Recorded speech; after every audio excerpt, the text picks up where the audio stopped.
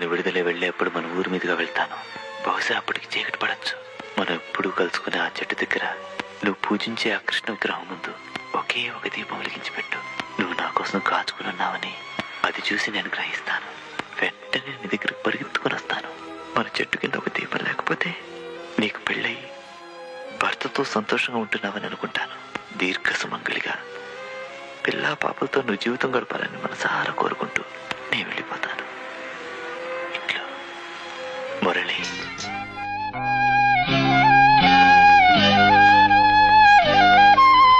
ఏ పువ్వు ఏ తేటిదన్నది ఏనాడో రాసున్నది, ఏ ముద్దు ఏ మోవిదన్నది ఏ పొద్దు రాసున్నది.